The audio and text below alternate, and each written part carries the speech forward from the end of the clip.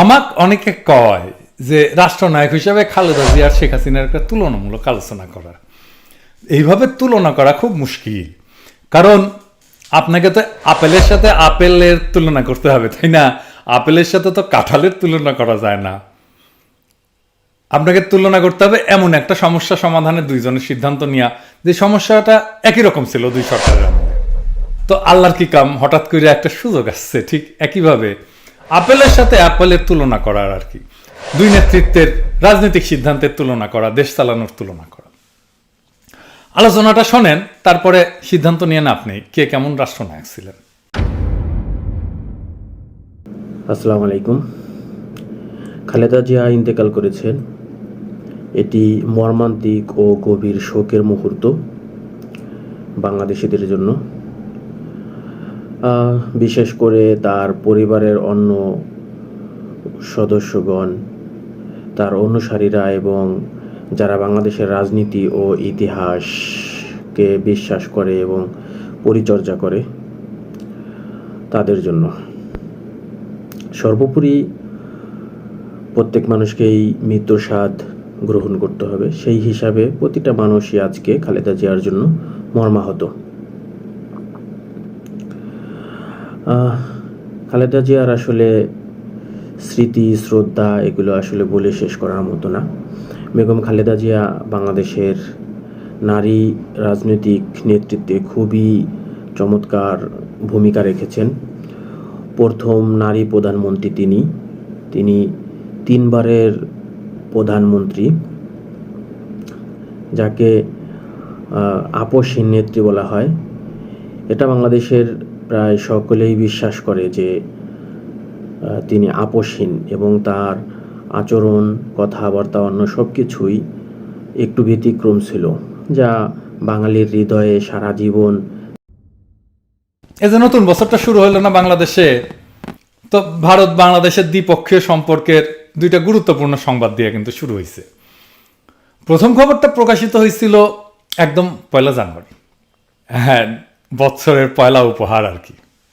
এতে কয়া হয়েছে একটা গুরুত্বপূর্ণ খবর। তার আগে জানানি যে বাংলাদেশে কিন্তু ইন্ডিয়া পাটের পণ্যের উপরে অ্যান্টি ডাম্পিং শুল্ক আরোপ করছে আরো 5 বছর আগে, সেটা আরো 5 বছরের জন্য বৃদ্ধি করছে। 2017 সালের জানুয়ারি মাসে ভারত এই শুল্ক টন প্রতি $272 ধার্য করে। এইবার এটা বাড়াইছে, টন প্রতি $351.72 করা হয়েছে, অর্থাৎ সর্বোচ্চ শুল্ক প্রায় 40% বাড়ানো হয়েছে। দেখেন, আর দ্বিতীয় খবরটাও 1 জানুয়ারিতে প্রকাশিত হয়েছে। এতে কওয়া হয়েছে বাংলাদেশের ভূখণ্ডের উপর দিয়া এখন ইন্ডিয়ান প্রমোত্তরি ভারতের কাশী থেকে ডিব্রুগড় পর্যন্ত যাবে আর কি। তো বাংলাদেশ ভূখণ্ডের ভিতর দিয়ে কতটুকু যাবে? প্রায় 1100 কিলোমিটার আর কি, এই প্রমোত্তরিগুলো। যে দেখেন, একই দিনে কিন্তু খবরটা হয়েছে। এই দুইটা খবরে কাঁঠাল রানীর আমলে বাংলাদেশ ইন্ডিয়া সম্পর্ক কেমন ছিল সেটার একটা স্পষ্ট চিত্র কিন্তু পাওয়া যায়। একই দিনে ইন্ডিয়া বাংলাদেশের কাছ থেকে আমাদের ভূখণ্ডের উপর দিয়ে চলাচলের বন্দোবস্ত আদায় করে নিছে, এবং অন্যদিকে একই দিনে বাংলাদেশের উপর চাপাই দিছে একটা অত্যন্ত অন্যায্য শুল্কের ভার। শুল্কটা আবার দিতে হবে কিন্তু ইন্ডিয়ান মুদ্রায়, বুঝছা, রুপিতে। তো মোট কথা, হাসিনার আমলে ইন্ডিয়ার সাথে বাংলাদেশের সম্পর্ক দাঁড়াইছে এরকম যে ইন্ডিয়া শুধু নিবে আর কিছুই দিবে না, বুঝছাও। আর বাংলাদেশ শুধু ইন্ডিয়ারে ভালোবেসেই যাবে। আর বাংলাদেশের একটা অথর্ব একটা বাণিজ্য মন্ত্রী আছে না, মোটা, টিপু মুন্সি। ওই টিপু মুন্সি ডিসেম্বরে দিল্লি গেছিল আর কি। ওইখানে দিল্লি থেকে ফিরে এসে কি কইছিল জানেন? কইছিল যে ভারত সরকারকে সে অনুরোধ করে আসছে পাটজাত পণ্যের উপরে যে অ্যান্টি ডাম্পিং শুল্কের মেয়াদ যেন না বাড়ায়। হে বালশুন, এটা কি অনুরোধ করার বিষয় নাকি? অনুরোধ করার জন্য মন্ত্রী হচ্ছে তুমি? গার্মেন্টস করে কাঁচা পয়সা বানাইছিলে কিছু, ভাবছো মন্ত্রিত্ব করতে পারবে একটা দেশের? হস মন্ত্রী, কিন্তু হাসিনার আর সব কটা মন্ত্রীর মতো তুমি একটা ভালশুন। যাই হোক, ইন্ডিয়া তো মুন্সির এই অনুরোধের কোন রকম দাম দেয়নি আর কি। উল্টা মুন্সি ফিরে আসার পরপরই এই অ্যান্টি ডাম্পিং শুল্কের মেয়াদ বাড়াই দিয়া এই হাসিনা সরকারকে, কাঁঠাল রানীকে হ্যাপি নিউ ইয়ার জানাইছে। আচ্ছা, অ্যান্টি ডাম্পিং কি? ও তো ভুলে গেছি, এটা আগে কইলে ভালো হতো। আচ্ছা ঠিক আছে, কয়ানি ইন্টারেস্টিং জিনিস। এই বিষয়টা কি, এটা বোঝার জন্য, দেশ চালানোর জন্য, দেশের স্বার্থ রক্ষার জন্য খুবই জরুরি একটা বিষয়। তো বুঝানি মানে চালচালা হয়ে বুঝে যাবেন আর কি। মানে বিশ্ব বাণিজ্য সংস্থা আছে যে WTO, তারা অ্যান্টি ডাম্পিং বিষয়টাকে এইভাবে ব্যাখ্যা করছে যে একটা কোম্পানি যদি কোনো একটা পণ্য তার দেশের বাজারে যে দামে বেচে আর কি, তার চাইতে কম দামে যদি রপ্তানি বাজারে বিক্রি করে, তাহলে বলা যায় ওই কোম্পানিটা রপ্তানি বাজারে পণ্যটা ডাম্প করছে, বুঝছাও। তো এরকম একটা যদি পরিস্থিতি হয়, তাহলে যেই দেশে পণ্যটা গেল আর কি, যে রপ্তানি কইরা, মানে যারা আমদানি করলো, তারা ওই পণ্যের উপরে অ্যান্টি ডাম্পিং ডিউটি বা শুল্ক চাপাইতে পারে। কারণ হচ্ছে যে কোম্পানিগুলো করে কি, বাজার দখল করার জন্য অনেক সময় কোনো দেশে অনেক কম দামে মাল সামাল পাঠায় দেয় আর কি। তো এটা করলে তো যে দেশ আমদানি করবে তারা তো বিপদে পড়ে, কারণ তার এখানে স্থানীয় উৎপাদক আছে। তো ওইখানে তো একটা আনফেয়ার কম্পিটিশন হয়, অন্যায্য একটা কম্পিটিশন, বেইনসাফি হয় ওই দেশের স্থানীয় উৎপাদকের সঙ্গে। সেই জন্যে অ্যান্টি ডাম্পিং শুল্ক, মানে ডাম্প করেছে হ্যাঁ প্রোডাক্ট, তো সেই জন্য এই অ্যান্টি ডাম্পিং একটা শুল্ক দেয়, যেন প্রোডাক্টের দাম বেড়ে যায়। দাম বেড়ে গেলে তখন এটা প্রতিযোগিতামূলক হবে। বুঝতে সমস্যা হচ্ছে? আচ্ছা, আরো ভালো করে এটা বুঝাই দিই আর কি। ধরেন চীন আমেরিকাত কিছু কম্পিউটার পাঠাইলো কম দামে আর কি, রপ্তানি করলো। তো আমেরিকা হিসাব নিকাশ করে চীনকে কইলো যে হামগের কাছে যে দামে কম্পিউটারটা বিক্রি করছো, তুমি তো নিজের বাজারে তার চাইতে বেশি দামে বিক্রি করো, হাঙ্কেরে কেন তুমি কম দামে বিক্রি করলা? তো তার মানে তুমি এই কম্পিউটারটা আমার দেশে দাম করছো, তাই না? তো এই কারণে তো আমার দেশে যে উৎপাদকরা আছে যারা বানায় কম্পিউটার, তারা তো তোমার সাথে একটা বেইনসাফি প্রতিযোগিতায় লিপ্ত হইলো, তার সাথে তোমার সাথে তো প্রতিযোগিতা পারবে না, তাই না? তো এই অন্যায্য অবস্থার প্রতিকারের জন্য আমরা তোমার উপরে, কম্পিউটারের উপরে আমরা একটা অ্যান্টি ডাম্পিং শুল্ক বসাচ্ছি, যেন তোমার দাম আমার বাজারে আমার স্থানীয় উৎপাদকের দামের সমান হয়, ফেয়ার কম্পিটিশন করো, বুঝছাও। তো তাইলে ইন্ডিয়া যখন বাংলাদেশে পাটজাত পণ্যের উপরে অ্যান্টি ডাম্পিং শুল্ক চাপায় দেয়, তাইলে ইন্ডিয়া কইতে যাচ্ছে ওইসব পণ্য আমরা বাংলাদেশে যে দামে বিক্রি করি তার চেয়ে কম দামে আমরা ইন্ডিয়াতে রপ্তানি করছি, ফলে ইন্ডিয়ান পণ্য প্রতিযোগিতায় মার খাচ্ছে, তাই না? তাই তো বোঝা যায়। তো সব আইনেরই তো অপপ্রয়োগ আছে, তাই না? তেমন এই আন্তর্জাতিক অ্যান্টি ডাম্পিং আইনেরও অপপ্রয়োগ করে থাকে অনেক দেশ। শুধাই অ্যান্টি ডাম্পিং শুল্ক বসায় দেয় কোনো দেশ আর এক দেশের পণ্যের উপরে, ঢুকতেই দেবে না। নিজের মার্কেটে আমি আর কাউরে ঢুকপার দেবো না আর কি, বুঝছাও। তো তাইলে এরকম অন্যায্য আচরণের যদি শিকার হয় কোনো দেশ, কার কাছে বিচার দিবে? এখানে ব্যবস্থা আছে, এই জন্য একটা ব্যবস্থা আছে, সেটা হচ্ছে WTO-র কাছে একটা ডিসপিউট সেটেলমেন্টের জন্য বা বিবাদ নিষ্পত্তির জন্য একটা কেস দায়ের করা যায়। তো তাইলে হাসিনা এই ক্ষেত্রে কি করছে পাটের ক্ষেত্রে? তো টিপু মুন্সি যখন ইন্ডিয়ার কাছে বাংলাদেশের পাটের পণ্যের উপরে যে 2017 সালে যে অ্যান্টি ডাম্পিং শুল্ক দিছিল না, সেটা প্রত্যাহারের যখন অনুরোধ জানাইছিল, তার মানে তো ধরে নিতে হবে যে বাংলাদেশ ইন্ডিয়ার এই শুল্কটা চাপানোটা অযৌক্তিক বা বেইনসাফি বলে বিবেচনা করে, ঠিক তো, তাই না? তাছাড়া সে রিকোয়েস্ট করবে কেন? তার মানে ইন্ডিয়াতে যে মূল্যে আমরা এসব পণ্য রপ্তানি করি, বাংলাদেশে তার চাইতে কম দামে আমরা বিক্রি করি না, সোজা হিসাব।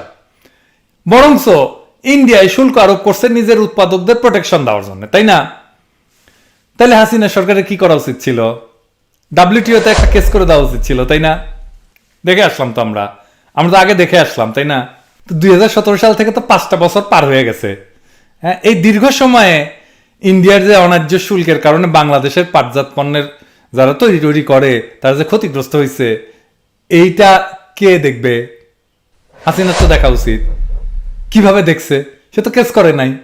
সে করতেছে কি, ইন্ডিয়ার কাছে অনুরোধ করতেছে, উপরোধ করছে, ভাই এটা ছেড়ে দেন। তো ইন্ডিয়ার পাশে এটা সেটা যারা ক্ষমতা আসছে এবং ইন্ডিয়ার সরাসরি হস্তক্ষেপে যারা ক্ষমতা কুক্ষিগত করে রাখে, সেই রকম একটা দেশবিরোধী সরকারের কাছে আমরা এর চাইতে আর বেশি কিছু আশা করতে পারি কি? এইগুলোর জন্য দরকার জনগণের সত্যিকারের নির্বাচিত একটা গণতান্ত্রিক দেশপ্রেমিক সরকার।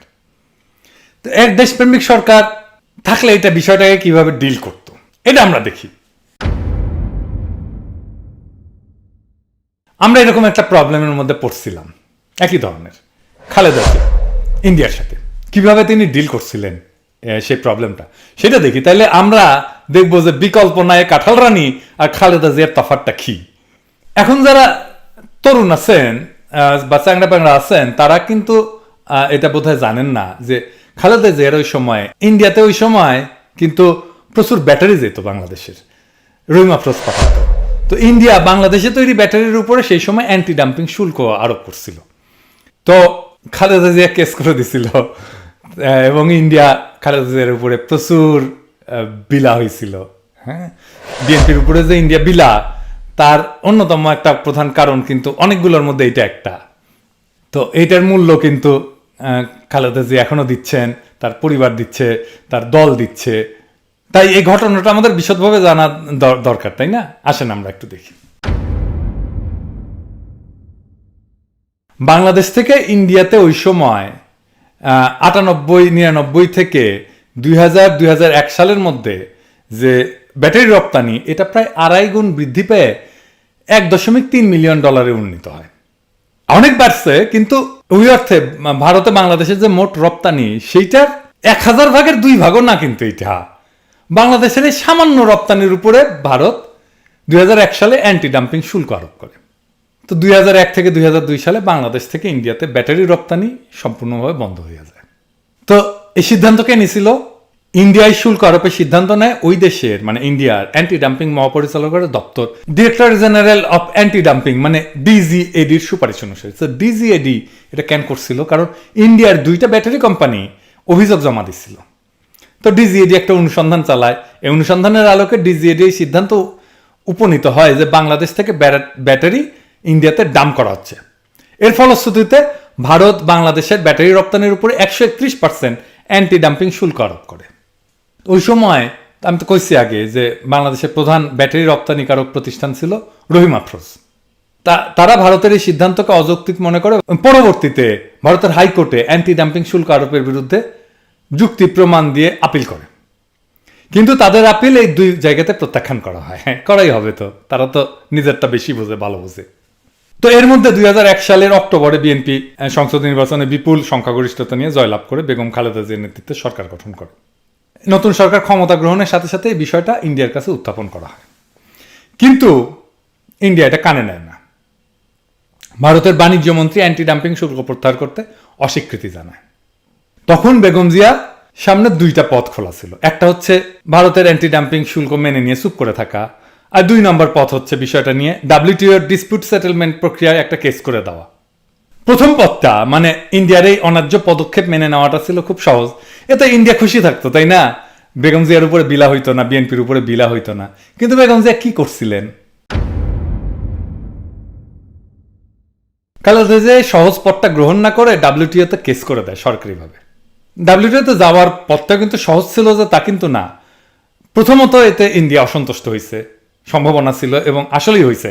তাছাড়া আমাদের ইন্টারনাল যে এক্সপার্টাইজ এই সমস্ত কেসেস ডিল করা, সেটা ওইরকম ছিল না। কিন্তু খালেদা জিয়া বাংলাদেশের বাণিজ্য স্বার্থকে বিবেচনা করে এই কূটনৈতিক ঝুঁকি নেওয়ার সিদ্ধান্তটা গ্রহণ করেন। তোর আগেই তো বলছি যে এই যে ডিসপিউট সেটেলমেন্টের যে বিবাদ মীমাংসা প্রক্রিয়া ডিল করার জন্য যে জনদক্ষতা দরকার, সেইটা প্রাতিষ্ঠানিক সক্ষমতা বা জনদক্ষতা সেই সময় বাংলাদেশের ছিল না। আমাদের সৌভাগ্য যে ওই সময় জেনেভায় অ্যাডভাইজার সেন্টার অন WTO ল, তারা আমাদের সহযোগিতা করতে রাজি হয়। তো এই কেসটা করার জন্য তাদের একটা আইনি ফি ছিল সেই সময় $1,50,000, মানে $1.5 লক্ষ আর কি। মানে সেই সময়ের হিসাবে এইটা 75 লাখ টাকার মতো আমার হিসাবে হবে আর কি, যদি আমার হিসাব ভুল না হয়ে থাকে। ওই সময় এক্সচেঞ্জ রেট যা ছিল। কিন্তু খালেদা জিয়া পার্সোনালি রিকোয়েস্ট করেন অ্যাডভাইস সেন্টারকে যে যেন এটা কম খরচায় করে দেওয়া হয়। আজকে তো হাসিনা খালেদা জিয়ার নামে বদনাম করে যে উনি এতিমের টাকা মাইরা দিচ্ছেন। হ্যাঁ, কিন্তু খালেদা জিয়া পাবলিক মানি খুব সাবধানে খরচা করতেন। এইটা ওনার সাথে যারা কাজ করছেন, আমি এরকম একাধিক মানুষের কাছে শুনছি আর কি। কোথাও কিছু খরচা বাঁচানোর সুযোগ পাইলে তিনি সেটা সদ্ব্যবহার করতেন। যাই হোক, এটা আপনারা করতে পারবেন, যে কেউ এটা চেক করতে পারবেন যে ওই অ্যাডভাইস সেন্টার কত নেয় মামলায়, বাংলাদেশ কত টাকা দিচ্ছে, তাই না? তো রেকর্ড আছে। শেষ পর্যন্ত অ্যাডভাইস সেন্টার খালেদা জিয়ার রিকোয়েস্টটা নেয় এবং মাত্র $15,000 কেসটা করতে রাজি হয়। মানে সেই সময় $15,000 মানে ওই সময়ের আর কি 7.5 লাখ টাকা আর কি। তো যাই হোক, মানে 10 ভাগের 1 ভাগে, কিছুই না। তো বাংলাদেশ তখন ইন্ডিয়ার অ্যান্টি ডাম্পিং সিদ্ধান্তের বিরুদ্ধে 5টা যুক্তি WTO এর কাছে পেশ করছিল। অল্প কথায় কই আর কি। 1 নাম্বার হচ্ছে যে ভারত শুল্ক আরোপের আগে যে অনুসন্ধান চালাইছিল সেটা ছিল ত্রুটিপূর্ণ। 2, ভারতে বাংলাদেশের ব্যাটারির রপ্তানির মূল্য এবং বাংলাদেশের বাজারের মূল্যের যে তফাৎ বা মার্জিন, এটা সঠিকভাবে নির্ধারণ করা হয়নি। 3, ভারত তার প্রতিষ্ঠানগুলোর উপর যে ক্ষতি হয়েছে বলে দাবি করছে সেটা প্রমাণিত না। 4, বাংলাদেশের প্রতিষ্ঠানগুলো যে তথ্য দিছে ভারতের সিদ্ধান্ত গ্রহণের জন্য, সেগুলো যথাযথভাবে আমলে নেওয়া হয়নি। এবং 5 নাম্বার, ভারত সব পক্ষকে এবং জনসাধারণকে সকল প্রাসঙ্গিক তথ্য দিতে ব্যর্থ হয়েছে। এইসব কারণের পরিপ্রেক্ষিতে বাংলাদেশ যুক্তি প্রদর্শন করে যে ইন্ডিয়া WTO এর অ্যান্টি ডাম্পিং চুক্তির বেশ কয়েকটি ধারার খেলাপ করছে এবং অপব্যবহার করছে। এই যে দেখেন, তো এই কেসে ইউরোপিয়ান ইউনিয়ন ছিল কেসের থার্ড পার্টি। তারা WTO এর যে প্রক্রিয়া সিস্টেম, সে অনুযায়ী ইন্ডিয়াকে ডাকে, কনসালটেশনে ডাকে। হ্যাঁ, এই যে দেখেন, তারপরে কি হয়, ইন্ডিয়া জানতো বাংলাদেশের এই যুক্তিগুলো সঠিক, অকাট্য, এবং এই প্রক্রিয়ায় যদি তারা যায় তাহলে এটা একটা দীর্ঘমেয়াদী আইনি যুদ্ধে পরিণত হবে এবং শেষ পর্যন্ত ইন্ডিয়া হারবে, এটাতে জেতার কোনো সম্ভাবনা ছিল না, আন্তর্জাতিকভাবে হেয় হবে ইন্ডিয়া। তো তখন ইন্ডিয়া গুটি সুটি মেরে এসে কি করে জানেন, তারা তখন বাংলাদেশকে জানায় যে তারা অ্যান্টি ডাম্পিং শুল্ক তুলে নিতে রাজি আছে। কি মজা! তো সে কারণে তারা বাংলাদেশকে বলে যে WTO এর যে প্রক্রিয়াটা শুরু করছো না, ওইটা বন্ধ করো। তো এটা কিন্তু ছিল চালাকি। হ্যাঁ, এটা কিন্তু এরকম চালাকি করে, মানে বাংলাদেশ যদি WTO এর প্রক্রিয়া বন্ধ করতো তাহলে ইন্ডিয়ার জিন্দিগিতে আর শুল্ক তুলতো না। হ্যাঁ, ওই যে দামাল সিনেমার পরিচালক আছে না, ওই যে রায়হান রাফি, আমার ফোন কইরা কইছিল যে আমি ওই যে আমার সিনেমায় যে রাজাকারের কণ্ঠে নারায় তকবির দিচ্ছি, ওইটা কিন্তু বদলাই দিব, আপনি একটু আপনার স্ট্যাটাসটা ডিলিট করে দেন। একদম ইন্ডিয়ান স্টাইল আর কি। আমি ডিলিট করে দিছি এবং তারপরে শেয়ার বদলায় নাই। খুব চমৎকার হিসাব আর কি, বুঝছাও। তো তার উত্তরে খালেদা জিয়া ইন্ডিয়াকে জানাইছিল কি জানেন, আমার ওইটা ফলো করা উচিত ছিল। উনি বলছিলেন যে ইন্ডিয়া যদি সরকারিভাবে অ্যান্টি ডাম্পিং শুল্ক তুলে নেওয়ার ঘোষণা দেয়, তবেই কেবল বাংলাদেশ WTO এর আইনি প্রক্রিয়া সমাপ্তি টানবে এবং ইন্ডিয়াকে বাংলাদেশের অবস্থান মাইনে নিতে বাধ্য হইতে হয়। 2005 সালের 4 জানুয়ারি ভারত কাস্টম নোটিফিকেশন 1/2005 জারি করে এই অ্যান্টি ডাম্পিং শুল্ক চূড়ান্তভাবে বাতিল করে। এরপরে বাংলাদেশ এবং ভারত উভয় পক্ষই WTO কে জানায় যে তারা একটা সমাধানে উপনীত হয়েছে, তারা নেগোসিয়েট করে ফেলছে। এর ফলশ্রুতিতে 2006 সালের 20 ফেব্রুয়ারি WTO এর এই আইনি প্রক্রিয়া টার্মিনেট করা হয়। বাংলাদেশের অর্থনৈতিক এবং বাণিজ্যিক স্বার্থ অক্ষুণ্ণ রাখতে বেগম জিয়ার সরকার আন্তর্জাতিকভাবে যে পদক্ষেপটা নিছিলেন, তার জন্য প্রয়োজন ছিল কি? প্রয়োজন ছিল সাহস, অসীম সাহস, প্রচণ্ড দৃঢ়তা এবং অকৃত্রিম দেশপ্রেম। এই কঠিন পরীক্ষায় তারা অত্যন্ত কৃতিত্বের সাথে, সাফল্যের সাথে মাথা উঁচু করে উত্তীর্ণ হয়েছিলেন এবং আমাদের কূটনৈতিক এবং অর্থনৈতিক ইতিহাসে এই অর্জন সবসময় স্বর্ণাক্ষরে লেখা থাকবে। আর অন্যদিকে কি করছে দেখেন হাসিনা, 5 বছরের বেশি সময় ধরে ইন্ডিয়া বাংলাদেশের পাটজাত পণ্যের উপরে অন্যায়ভাবে অ্যান্টি ডাম্পিং শুল্ক দিয়ে রাখছে এবং তার মেয়াদ এই মাসে বাড়াইছে আরো 5 বছর। ইন্ডিয়ার পাচাটা গোলাম এ নতজানু কাঁঠাল রানী হাসিনা ভারত সরকারকে মৃদু অনুরোধ করা ছাড়া আর কোনো কিছুই করে নাই, ওর নাকি বিকল্প নাই। তো আজ যখন ইন্ডিয়ার প্রমোত্তরীগুলা বাংলাদেশের বুকের উপর দিয়া এদেশের 1100 কিলোমিটার দীর্ঘ নদীপথ ব্যয় চলবে, আর আমাদের দরিদ্র পাট চাষী ভাইরা আর পাটকলের শ্রমিকেরা অসহায় দৃষ্টিতে তাকায় তাকায় দেখবেন, আফসোস করবেন এবং আক্ষেপ করবেন এবং হাহাকার করবেন, এইটার জবাব কি হাসিনা দেবে? তাই আজকা আমাদের কৃষক আর শ্রমিকদের জানা দরকার, ওই প্রমোত্তরীর আনন্দে লুকায় আছে তাদেরই বঞ্চনার শব্দ। পাট চাষ কইরা যে পাপ করছিল তারা, সেই বঞ্চনার তেলেই এই লঞ্চগুলো প্রমোত্তরীগুলো চলে। তাদেরই ভাগ্য, তাদেরই শ্রম, যা হাসিনা সরকার শুধু ক্ষমতা থাকার বাসনায় ভারতকে উপঢৌকন দিছে। কারণ আপনি, আমি, বাংলাদেশের কৃষক, বাংলাদেশের শ্রমিক, বাংলাদেশের জনগণ তো হাসিনার কাছে কিছু না। আমরা তো তাদের প্রজা, আমরা তার টাকা কামানোর মেশিন। আমরা পরিশ্রম করব আর হাসিনা সেটা খাবে, বিলাবে আর পালানোর সময় বাইন্দা নিয়ে যাবে। বেগম জিয়া আর ফ্যাসিস্ট কাঁঠাল রানীর মধ্যে কি তফাৎ জানতে চাইছিলেন না অনেকে? বুঝছাও তফাৎটা কি?